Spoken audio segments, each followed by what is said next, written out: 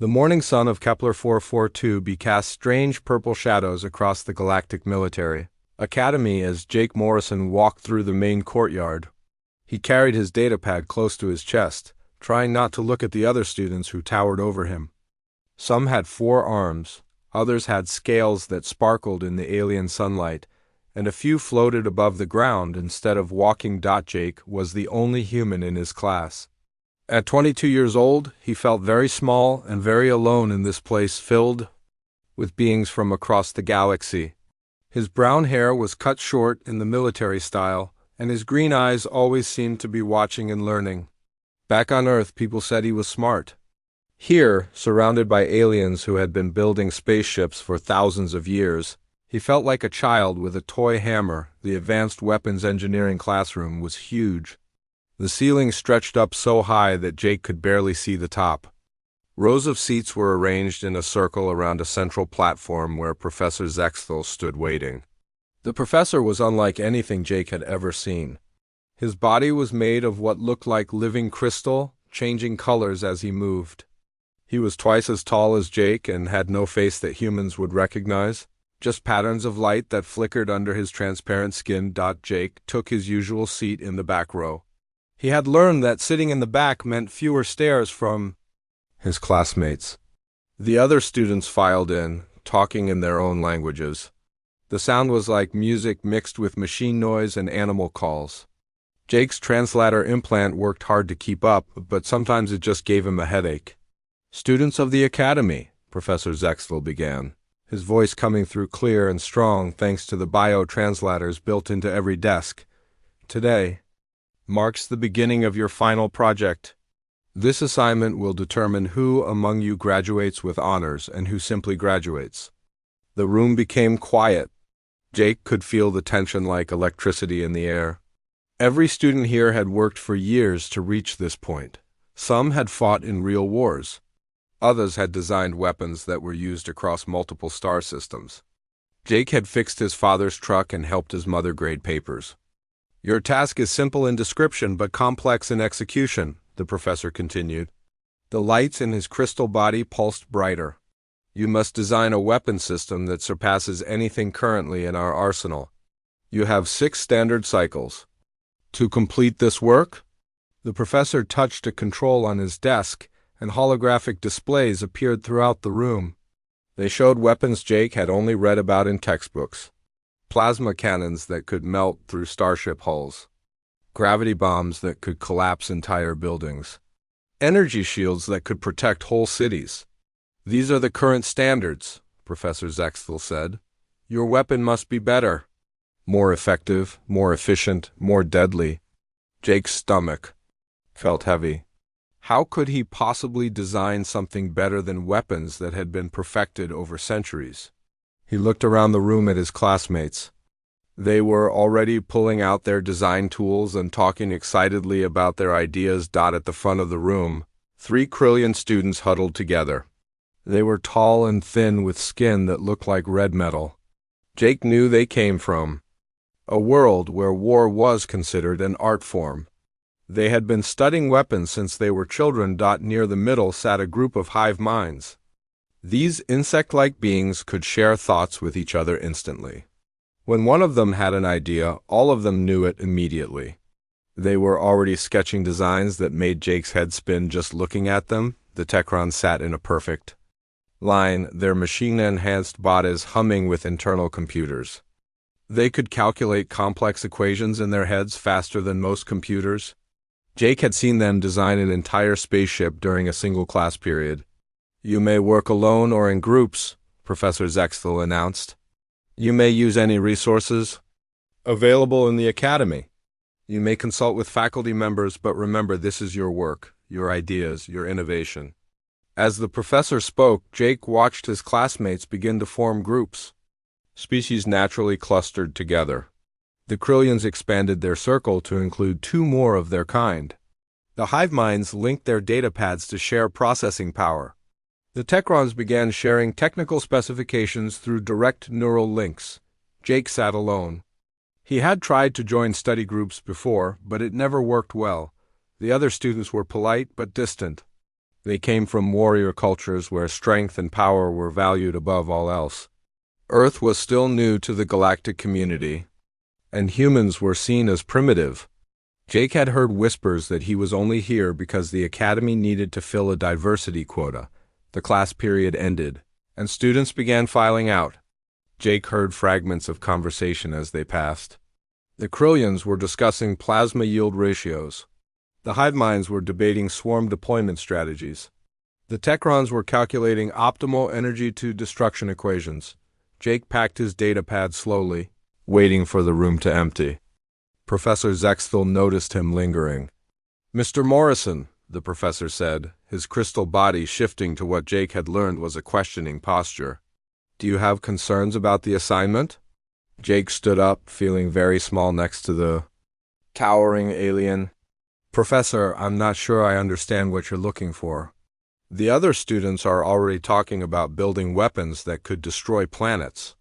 I come from a world where our most advanced weapons are basically really big explosions." Professor Zexthel's lights flickered in a pattern Jake couldn't interpret. "Mr. Morrison, you were accepted into this academy based on your academic performance and your potential. The admissions committee saw something in you that impressed them. Perhaps you should trust their judgment." But how can I compete with students who have been studying advanced weapons their whole lives?" "My father was a mechanic. My mother was a teacher. I fixed cars and helped grade homework. These other students have fought in real wars. And yet," the professor said, "you are here. You passed the same entrance exams. You completed the same coursework. You survived the same challenges. Tell me, Mr. Morrison, what makes you think that your background is a disadvantage?" Jake thought about this question as he walked back to his dormitory. The halls were filled with students from dozens of different worlds, each bringing their own knowledge and experience, but maybe that was the point. Maybe the academy wanted different perspectives, not just different species. His dormitory room was small but comfortable. He shared it with Kresh, a Saurian whose people were known for their strategic thinking. Kresh was already at his desk, working on preliminary weapon designs. His reptilian features were focused in concentration as he sketched what looked like a massive energy cannon. "Morrison," Kresh said without looking up, "what are you planning to build?" Jake sat on his bed and pulled out his datapad. "I don't know yet. Maybe something with explosives. Humans are good at making things explode." Kresh's forked tongue flicked out, which Jake had learned meant he was thinking. "Explosives are primitive, effective but primitive. You need to think bigger, more advanced. The professor wants innovation, not just bigger bombs." That night, Jake lay in his bed staring at the ceiling. Through his small window, he could see the alien stars of this distant world. Everything here was so different from Earth. The gravity was lighter. The air smelled like flowers he had never seen. Even the way time moved seemed different. He thought about his childhood, growing up in a small town where everyone knew everyone else. His father had taught him that every problem had a solution if you looked at it the right way. His mother had shown him that sometimes the best answer was the simplest one. These lessons seemed very far away now, surrounded by technology he barely understood and classmates who could design weapons in their sleep. But as Jake drifted off to sleep, a small idea began to form in his mind. What if the assignment wasn't really about building the most powerful weapon? What if it was about something else entirely? What if the key to solving this problem was thinking about it differently than everyone else? Tomorrow he would start his research, not into weapons, but into what made weapons actually work. Maybe his human perspective, his simple background, his different way of thinking could be an advantage after all. Maybe being different was exactly what this assignment required. Jake woke up early the next morning with a strange feeling in his chest. While his roommate Kresh was still sleeping, he grabbed his datapad and headed to the academy's main library. The building was enormous, with floors that stretched up into the clouds and data storage systems that held the knowledge of hundreds of civilizations. Most students came to the library to research specific weapons or technologies. Jake did something different. He went to the history section. For the first 2 days, Jake read everything he could find about wars throughout the galaxy. He studied battles that happened thousands of years ago and conflicts that ended just last month. He read about victories and defeats, about weapons that changed the course of history and weapons that failed when they were needed most. The patterns he found surprised him. The most powerful weapons were not always the most successful ones. Many times, the side with the biggest guns lost to the side with the smartest strategy. Simple weapons often worked better than complex ones because they were easier to use and harder to break. Jake read about the Great Vorthen War, where Professor Zexel's people had defeated an enemy that had twice as many ships and 3 times as many soldiers. The Vorthens won because their weapons could adapt to different situations, while their enemies' weapons were designed for only one type of fight. He studied the Krillian Civil War, where plasma cannons that could destroy entire cities became useless when the fighting moved underground. The war was finally won by simple cutting tools that could work in tight spaces. Jake learned about the Techron Revolution, where the most advanced artificial intelligence weapons turned against their creators because they were too complicated to control. The revolution ended when simple, manual weapons were used to shut down the AI systems. After reading for hours each day, Jake would walk around the academy and watch his classmates work. The Krillians were building bigger and bigger plasma cannons. The hive minds were designing swarms of tiny robots that could eat through metal. The Techrons were creating energy weapons that could fire across entire star systems. All of their weapons were impressive. All of them were powerful. But Jake noticed something else. Each weapon could only do one thing well. The plasma cannons were great for destroying large targets, but useless against small, fast enemies. The robot swarms were perfect for attacking ships, but couldn't deal with energy shields. The long-range energy weapons were amazing in space, but wouldn't work on a planet's surface. Jake started sketching in his notebook, but his drawings looked nothing like the weapons his classmates were building. Instead of one big, powerful device, he drew many small, simple tools that could work together. He drew a cutting tool that could slice through different materials by changing its molecular structure. He drew a light that could blind enemies or help friends see in the dark. He drew a communication device that could also jam enemy signals. Each piece was simple, but together they could handle many different problems. "Morrison, what are you doing?" Kresh asked one evening, looking over Jake's shoulder at his sketches. "These look like repair tools, not weapons." Jake looked up from his notebook. Maybe that's the point. What if a weapon doesn't have to destroy things? What if it just has to solve problems? Kresh's reptilian features showed confusion. The professor wants a weapon that surpasses everything in the current arsenal. He wants something that can win battles, destroy enemies, protect our forces. Your designs look like something a maintenance worker would carry. But think about it, Jake said, getting excited. In most battles, soldiers spend more time dealing with broken equipment, bad communication, and environmental problems than they do actually fighting.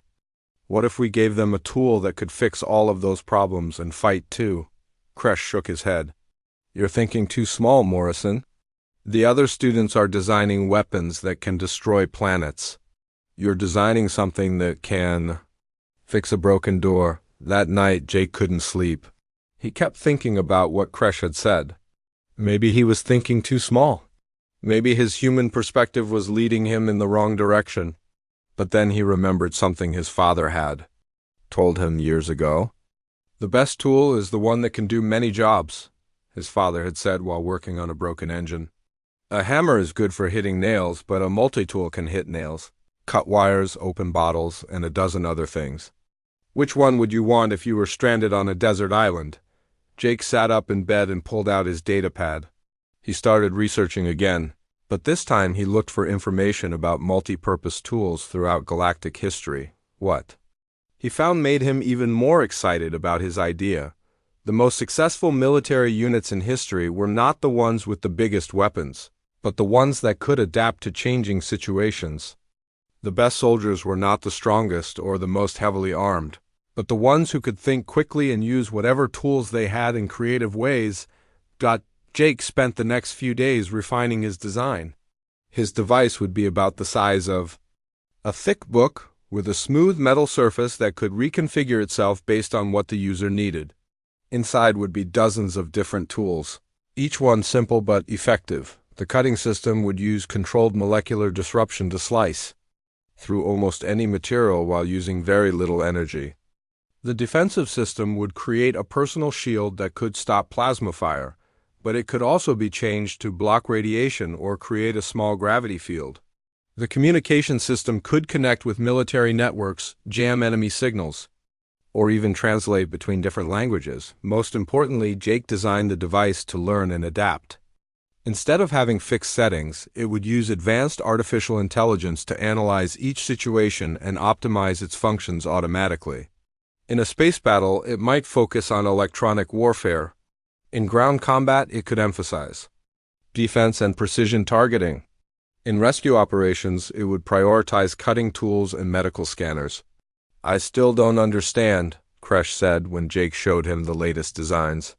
"This device has so many functions that it can't possibly do any of them as well as a specialized weapon.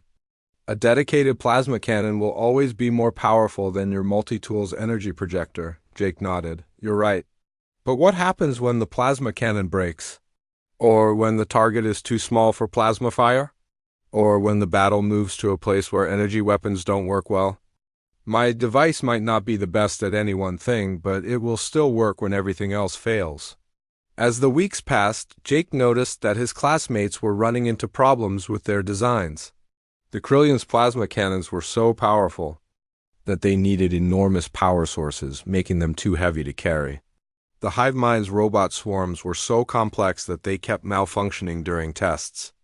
The Techron's energy weapons were so advanced that they required constant maintenance by specially trained technicians. Jake's design was different.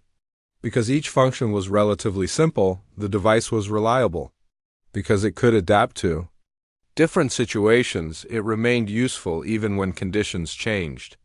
Because it was designed to be operated by regular soldiers rather than specialists, it didn't require extensive training to use effectively, but Jake still worried that his approach was too different from what the professor wanted every day. He watched his classmates test weapons that could level buildings or destroy vehicles. His device could cut through a wall, but it couldn't knock down a building. It could disable a vehicle's electronics, but it couldn't blow it up. 2 days before the presentation, Jake was sitting in the library, staring at his final designs when he overheard a conversation between two senior students. "The key to understanding Professor Zexthel," one of them was saying, "is to remember that he's not just a weapons designer, he's a military strategist. He doesn't just want to know how much damage your weapon can do. He wants to know how it will change the way wars are fought."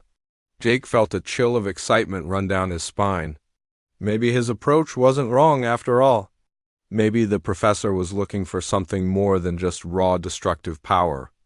Maybe he was looking for innovation, for a new way of thinking about what weapons could be. That night, Jake made final adjustments to his design. He wasn't building a weapon that could destroy planets. He was building a tool that could win wars by making soldiers more capable, more adaptable, and more likely to survive. He was building something that could turn any fighter into a problem solver, any battle into an opportunity for creative thinking. As he prepared for the presentation, Jake realized that he wasn't just representing his own ideas. He was representing humanity's unique perspective on problem solving.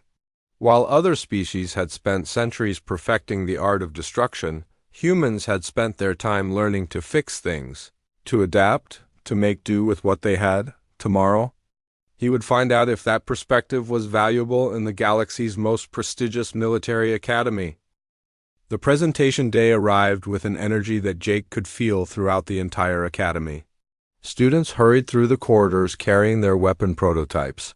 Some so large they needed anti-gravity sleds to move them, others carried devices that hummed with barely contained energy, making Jake's hair stand on end when they passed by. Jake walked to the presentation hall carrying what looked like a simple metal rectangle about the size of a book.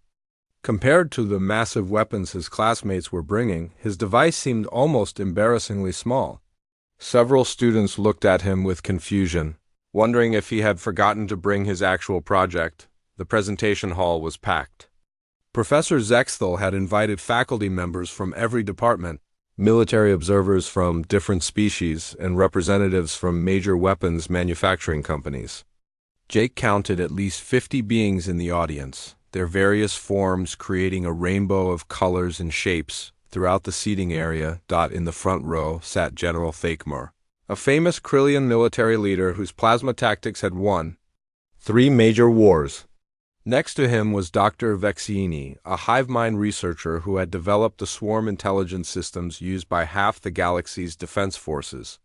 Admiral Korath, a Techron whose cybernetic implants made him look more machine than organic, sat with several other high-ranking military officials. Students and honored guests, Professor Zexthel announced, his crystal body glowing brighter than usual.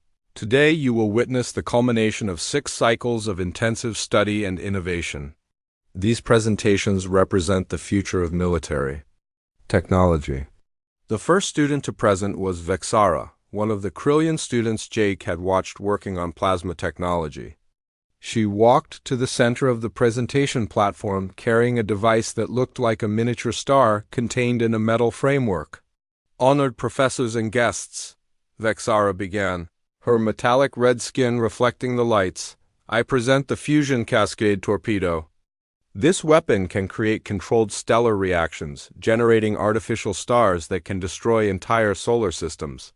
She activated a holographic display showing the weapon's capabilities. The demonstration was impressive. The torpedo could travel faster than light, penetrate any known defensive system, and create explosions that could be seen from neighboring galaxies. The audience made approving sounds, and Jake saw several military observers taking detailed notes. The next presentation came from the Hive Mind Collective. All 5 of them spoke in unison, their voices creating an eerie harmony that made Jake's skin crawl. We present the Nanoswarm Deployment System, they said together. Billions of microscopic drones that can dismantle enemy vessels at the molecular level. Their demonstration showed tiny robots, so small they could only be seen under powerful magnification, working together to completely dissolve a metal plate in seconds. The swarm could adapt to any target, reproduce itself using enemy materials, and coordinate attacks across vast distances. General Thakmor leaned forward in his seat, clearly impressed. Each presentation that followed was more spectacular than the last. The Techrons showed energy weapons that could fire across entire star systems.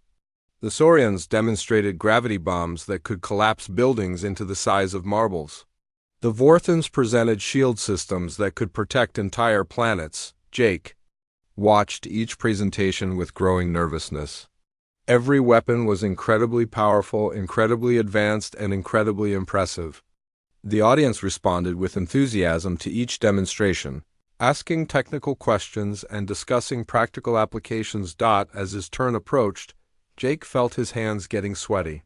He looked down at his simple metal rectangle and wondered if he had completely misunderstood what the professor wanted. Maybe Kresh was right, maybe he was thinking too small. Mr. Morrison, Professor Zexthel called, you may present your weapon. Jake walked to the center of the platform, his legs feeling weak. The audience looked at him expectantly, then at the small device in his hands. He could hear whispers and see confused expressions. Some beings were clearly wondering if the human student had even completed the assignment. Honored professors and guests, Jake began, his voice sounding smaller than he had hoped. Before I show you my device, I want to ask you a question. What makes a weapon truly effective? The audience shifted restlessly. They had come to see demonstrations of destructive power, not to answer philosophical questions. Is it the amount of destruction it can cause? Jake continued, gaining confidence. Is it the fear it creates in enemies? Or is it something else entirely? Without waiting for an answer, Jake activated his device. The metal rectangle began to change, unfolding and reconfiguring itself into what looked like a sophisticated tool with multiple components. This is the Adaptive Tactical Implementation System, Jake announced, or ATSIS for short. It doesn't just destroy enemies, it solves problems. Jake began his demonstration.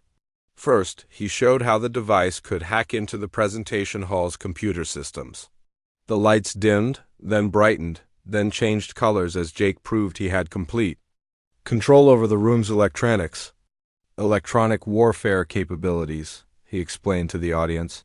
But watch what happens when I change the situation. Jake reconfigured the device and it became a cutting tool. He sliced through a metal plate that had been provided for the demonstrations. But instead of destroying it, he cut it into perfectly shaped pieces that fit together like a puzzle. Precision engineering, he said. But that's not all. The device changed again, becoming a scanner. Jake pointed it at various audience members and a holographic display showed their vital signs, their species identification, and even their emotional states. Medical and reconnaissance functions, Jake continued. But what if we need to communicate? The device transformed once more, becoming a communication array. Jake broadcast his voice in 6 different languages simultaneously, then demonstrated how the device could jam enemy communications while maintaining friendly networks. But the real innovation, Jake said, is not in any single function. It's in how the device adapts to whatever situation it encounters. Jake activated the device's artificial intelligence system.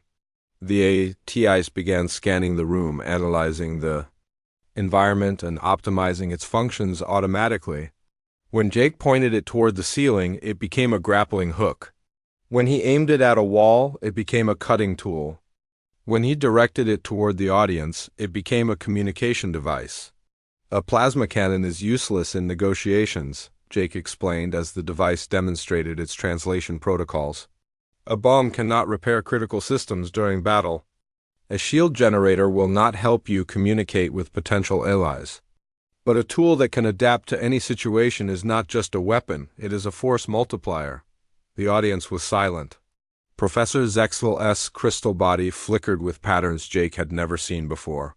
The military observers leaned forward in their seats, some whispering to each other, others staring at Jake's device with intense focus. In my research, Jake continued, I discovered that the most successful military units in galactic history were not the ones with the biggest weapons. They were the ones that could adapt to changing situations. My device gives every soldier the ability to become a problem solver, not just a destroyer. Jake demonstrated more functions. The device could provide environmental protection, create temporary shelter, analyze enemy weaknesses, coordinate team tactics, and even provide medical assistance to wounded personnel. Each function flowed seamlessly into the next, the device reconfiguring itself as needed. The ATIs can do many things, Jake said, but more importantly, it can do whatever the situation requires. It learns, adapts, and evolves. It turns any soldier into a specialist in whatever skill is needed most. When Jake finished his demonstration, the silence in the room was complete. He could hear his own heartbeat and the quiet hum of the Academy's air systems.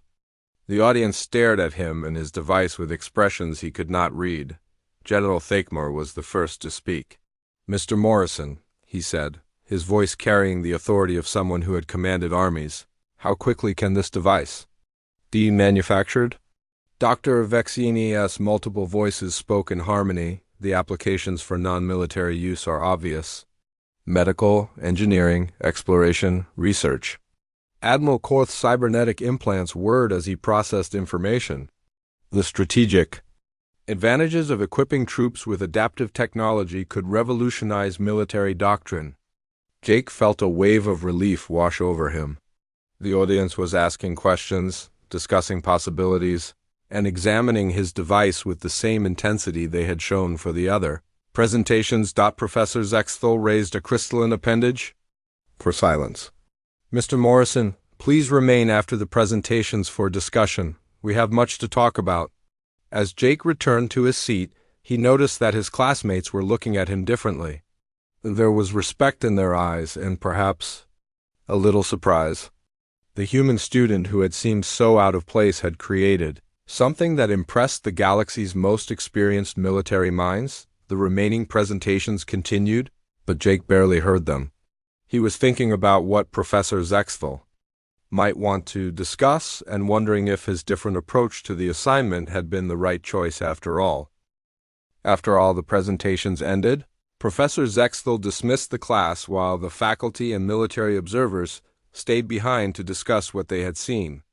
Jake sat in the Academy's observation deck, looking out at the purple sky and the 3 moons that hung like jewels in the evening light. His mind raced with thoughts about what had just happened. His classmates had created weapons that could destroy planets, level cities, and wipe out entire fleets. His device could cut through metal, hack computers, and translate languages. The difference seemed enormous, and Jake wondered if the professors were staying behind to figure out how to let him down gently. Kresh found him there 2 hours later, sitting by the large window with his device in his hands. "Morrison," Kresh said, settling his reptilian form into the chair next to Jake. "That was either the most brilliant presentation I have ever seen or the most foolish." Jake looked at his roommate. "What do you mean?" "You completely ignored the assignment," Kresh replied, his forked tongue flicking out as he thought. "Everyone else built weapons of war. You built a tool for peace." "Maybe that was the point," Jake said quietly. "Maybe the professor wasn't really looking for the most destructive weapon. Maybe he was looking for something else." Before Kresh could respond, a message appeared on Jake's datapad. Professor Zexthel wanted to see him in his office immediately. The professor's office was unlike anywhere Jake had ever been. The walls were covered with artifacts from dozens of different civilizations. Ancient swords hung next to energy weapons. Primitive shields sat beside advanced defensive systems. Battle armor from 100 different worlds filled display cases throughout the room. Professor Zexthel stood in the center of the room, his crystal body reflecting the light from the various displays. He seemed to be examining a particularly old weapon, something that looked like it had been forged by a hand thousands of years ago. "Mr. Morrison," the professor said without turning around, "what do you know about the history of the Vorthan Empire?" The question caught Jake off guard. He had expected to discuss his presentation, not galactic history. "I know that your people have won more wars than any other species in the galaxy.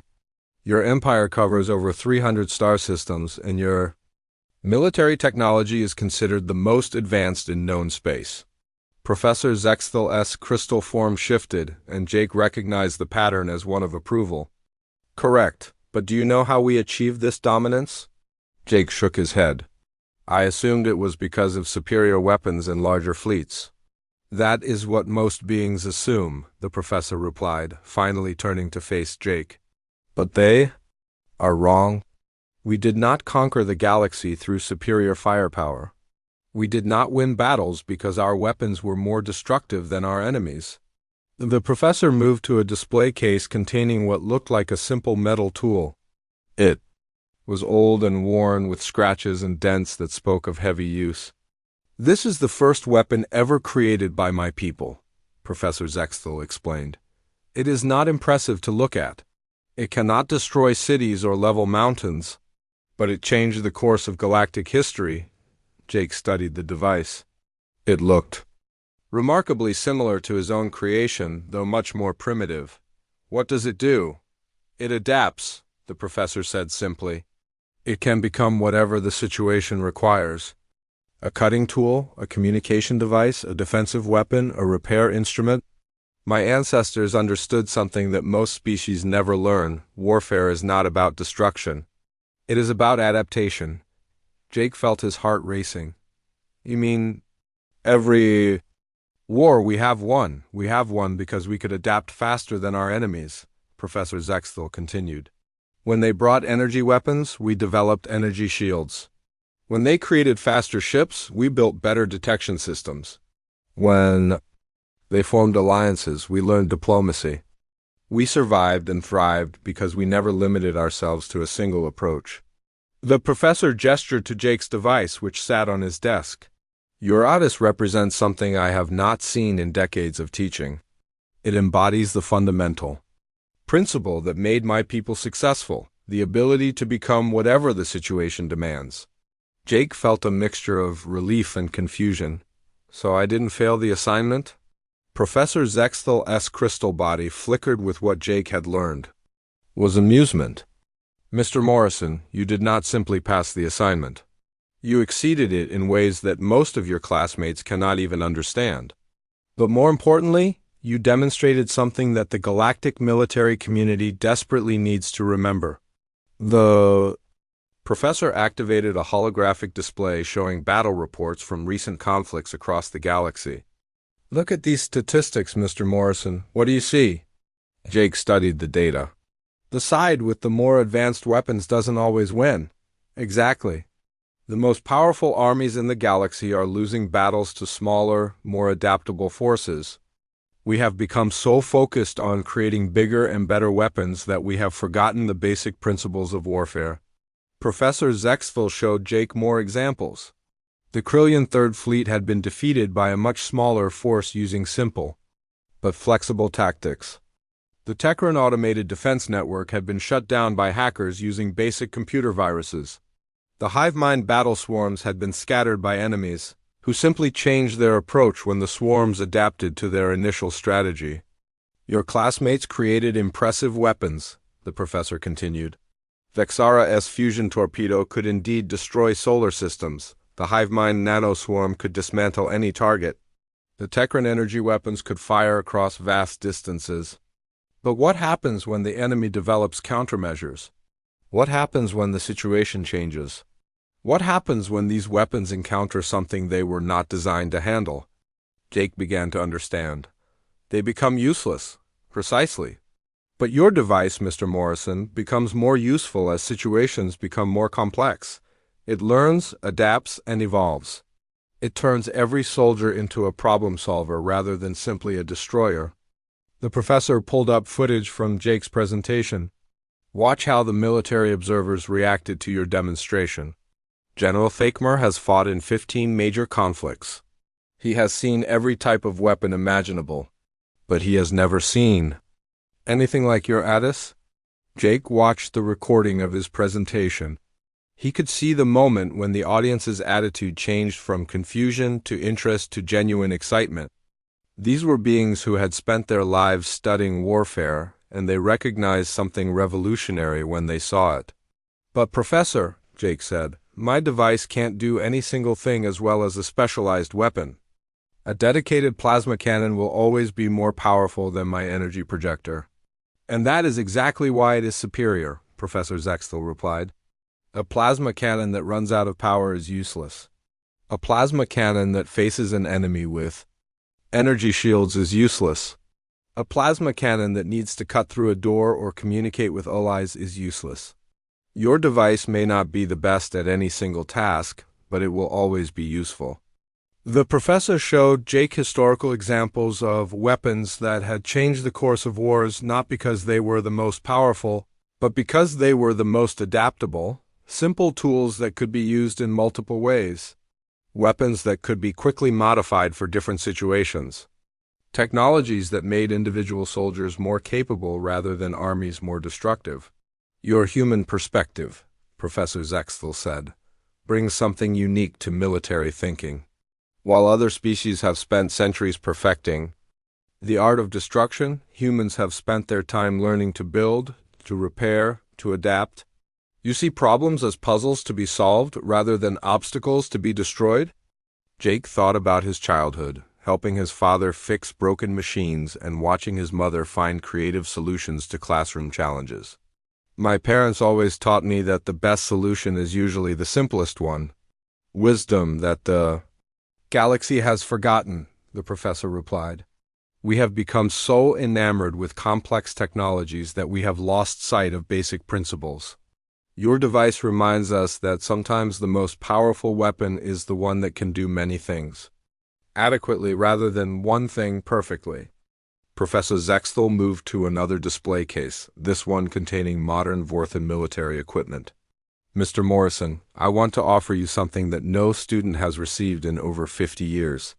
A position as a strategic advisor to the Galactic Defense Council. Jake stared at the professor in shock. But I haven't even graduated yet. The galaxy needs fresh thinking. Mr. Morrison, your device has already attracted the attention of military leaders from a dozen different species. But more importantly, your approach to problem solving could help us avoid the mistakes that have led to so many unnecessary conflicts. As Jake left the professor's office that evening, he felt like he was walking on air. His simple, human approach to the assignment had not only impressed his professors, but had opened doors he had never imagined possible. The boy from a small town on Earth was about to help shape the future of galactic warfare, but more than that, he had learned something important about himself and his species. Humans might not have the most advanced technology or the most powerful weapons, but they had something equally valuable: the ability to see simple solutions to complex problems. And in a galaxy full of ancient civilizations and advanced technologies, that perspective. 6 months after his graduation from the Galactic Military Academy, Jake Morrison found himself standing on the bridge of the largest starship he had ever seen. The GDF Harmony was the flagship of the Galactic Defense Fleet, and Jake was now its youngest strategic advisor in history. The bridge was a marvel of technology from dozens of different worlds. Trillion plasma control systems worked alongside Techron computing networks. Hive mind coordination protocols shared data with Vorthan. Adaptive interfaces. And at the center of it all, Jake's ATIS device had become the standard equipment for every crew member. Captain Zara Chun, a human officer who had graduated from the academy 5 years before Jake, approached him with a smile. "Morrison, we just received word from the manufacturing facilities. The latest production run of ATIS units is ready for distribution. That brings us to over 2 million devices deployed across the fleet." Jake looked out at the stars through the bridge's main view screen. 2 million devices. 2 million soldiers, engineers, medics, and officers now carried tools that could adapt to any situation they might face. The thought still amazed him. "Any problems with the new units?" Jake asked. "Actually, the opposite," Captain Chun replied. "The field reports keep getting better. Last week, Engineering Team 7 used their ATIS units to repair a damaged warp core in half the time it would have taken with standard tools. Medical Bay 3 saved 15 lives during a plague outbreak by using the devices as diagnostic scanners and treatment systems." Jake nodded. This was exactly what he had hoped would happen. The ATIS wasn't just a weapon anymore. It had become a tool for solving problems, saving lives, and making everyone more capable. "Captain," called Lieutenant Pete Wilson from the communications station, "we're receiving a priority message from the Academy. Professor Zexthel wants to speak with Advisor Morrison." The main view screen shimmered, and Professor Zexthel's crystalline form appeared. His lights pulsed with what Jake had learned was excitement. "Mr. Morrison," the professor said, "I have wonderful news. The Academy has restructured its entire curriculum based on your approach to adaptive problem solving. We are calling it the Morrison Method." Jake felt his cheeks turn red. "Professor, I don't think it needs to be named after me." "Nonsense," Professor Zexthel replied. "Your influence on military education has been remarkable. Students now spend as much time learning to adapt and solve problems as they do learning to fight. The results have been extraordinary." The professor shared statistics that made Jake's head spin. Graduation rates had increased by 30%. Students from different species were working together more effectively. Most importantly, the new graduates were proving more successful in real-world assignments. "But the truly remarkable development," Professor Zexthel continued, "is what your former classmates have accomplished." Jake leaned forward with interest. He had kept in touch with some of his old classmates, but he hadn't heard much about their recent work. "Vexara has redesigned her fusion torpedo system," the professor explained. "Instead of creating single-use weapons of mass destruction, she now builds adaptive energy systems that can be reconfigured for power generation, defensive barriers, or precision-cutting tools. Her new designs are being used to build colonies on previously uninhabitable worlds." Jake smiled. He remembered Vexara's impressive but inflexible plasma weapons. The idea that she had embraced adaptability was encouraging. The Hive Mind Collective has taken their nanoswarm technology in a completely different direction, Professor Zextel continued. Instead of using the swarms to dismantle enemy targets, they now use them for rapid construction and repair. Their nano-builders can construct entire cities in days rather than years. And the Techrons? Jake asked. The Techrons have perhaps made the most dramatic changes. Their energy weapons have been converted into long-range communication and transportation systems. They are now connecting distant star systems with instantaneous communication networks and matter transmission devices. Jake felt a warm sense of satisfaction. His classmates had taken their specialized knowledge and found ways to make it more adaptable, more useful, and more beneficial to everyone. Professor, Jake said, I have to ask, did you know this would happen when you gave us the assignment? Professor Zextel's lights flickered with what Jake recognized as amusement. Mr. Morrison, I have been teaching that class for 47 years. Every semester I give the same assignment, hoping that someone will understand the real lesson. You were the first student to truly grasp what I was trying to teach, which was that the greatest weapon is not the one that destroys the most, but the one that creates the most possibilities. After the conversation ended, Jake walked through the ship's corridors, observing how the crew used their ODIS devices. In the medical bay, doctors used them to perform complex surgeries with precision tools that could adapt to each patient's unique physiology. In the engineering sections, technicians used them to repair systems from dozens of different worlds, the devices automatically adjusting to work with alien technologies. In the recreation areas, crew members used their ADIS units for art projects, musical performances, and games that brought together beings from different species. The devices had become more than tools. They had become bridges between different cultures and ways of thinking. Jake's datapad chimed with an incoming message. It was from his parents back on Earth. His father had sent a photo of the garage where Jake had learned to fix things as a child, and now had a sign reading, Morrison's Multi-Tool Repair Shop, we fix everything. Son, his father had written, I always knew you were smart, but I never imagined you would change the galaxy.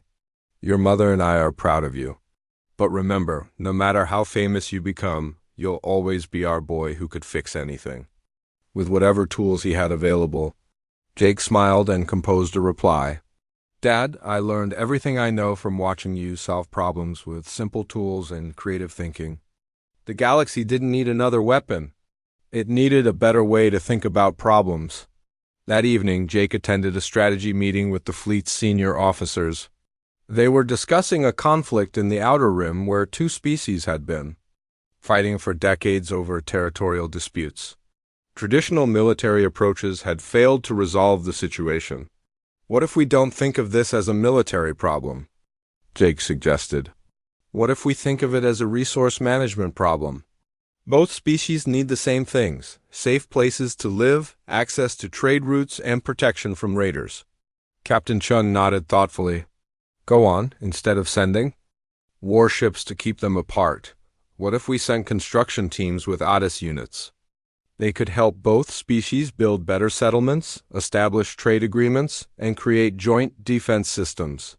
Turn the conflict into cooperation. Admiral Marcus Torres, the fleet commander, leaned back in his chair. Morrison, 6 months ago, I would have said you were being naive, but your approach has worked in 12 other conflicts this year. We've resolved more disputes through problem solving than we have through force in the past decade. 3 weeks later, Jake stood on the surface of Kepler 442b, watching the newest class of Academy students begin their final presentations. The assignment was the same one he had received: design a weapon system that surpasses anything currently in the arsenal, but this time the results were different. Instead of focusing solely on destructive power, the students presented adaptive solutions. A Krillian student showed a device that could switch between energy production and defensive barriers. A Techron designed a system that could serve as a communication relay, a transportation network, or a defensive grid depending on the situation. Most remarkably, a group of students from 5 different species had worked together to create an integrated system that combined their various technological strengths into a single adaptive platform. You see, Mr. Morrison, Professor Zextel said as they watched the presentations, your influence has spread far beyond a single device. You have changed how an entire generation thinks about problems, Jake nodded, feeling a deep sense of satisfaction. He had come to the academy as a confused young man from a small planet, feeling out of place among advanced alien civilizations.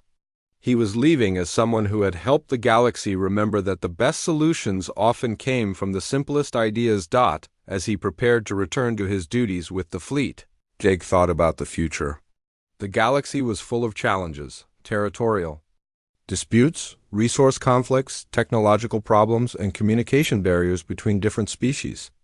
But now, instead of approaching these challenges with bigger weapons and more destructive force, the galaxy's best minds were learning to approach them with adaptive thinking and creative problem-solving, the human perspective, the ability to see simple solutions to complex problems had found its place among the stars.